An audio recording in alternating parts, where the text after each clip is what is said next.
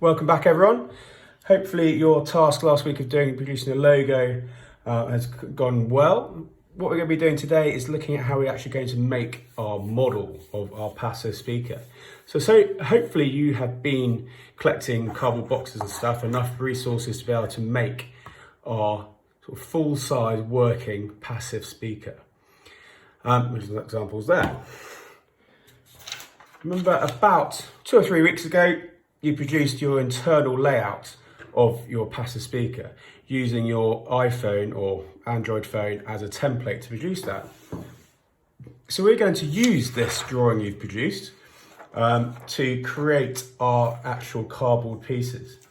So the first thing you need to do to help you out is to cut out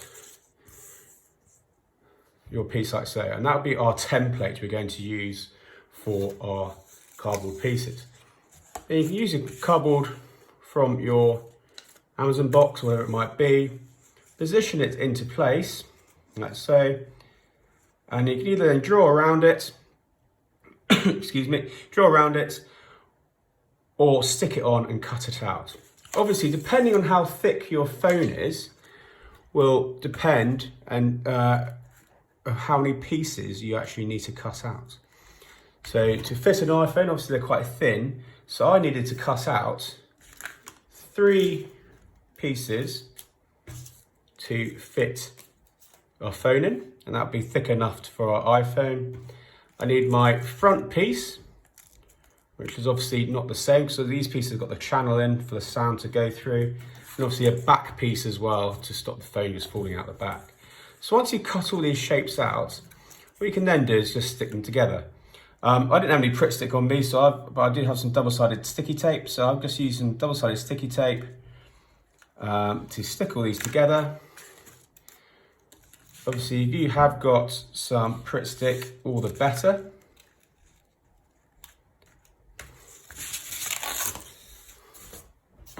You stick the front on.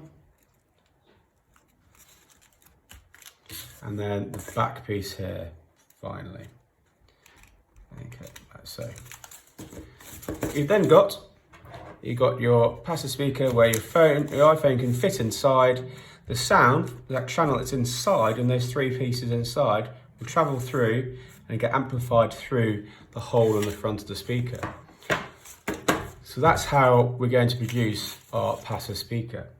What you then might want to do is produce another bit, because obviously if this is stood up, the iPhone it's going to fall over. You might want to produce a slight base for it and stick that down as well. If you've got a hot glue gun, brilliant, or any other sort of glue, it'd be good for sticking those 2 pieces of cardboard together. Okay. Once you've done that, obviously using corrugated cardboard, they're going to be channels, so the sound can actually come out of the sides of these grooves or corrugated parts of the cardboard. We can then use a piece of masking tape around the outsides, like so, push it down around the outsides, all the way around, and keep doing that until all the holes that you've got on your cardboard are actually covered up. What that also means is then if you do want to paint it in the future, obviously you can paint it without all the stuff falling, all the paint falling through the holes in the cardboard. So that is your challenge for this week and for next week. So I've given you a little bit of time to try and produce a really nice, accurate working model of your actual speaker. Then give it a go and see how much it does actually amplify the sound. You'll be surprised at how effective it actually is.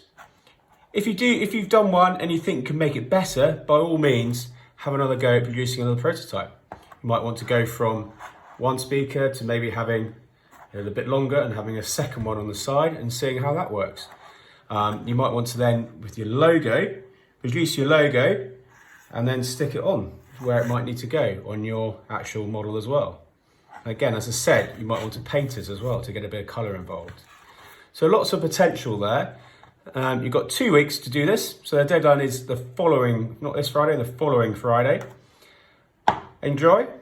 Looking forward to seeing the outcomes from it, and good luck.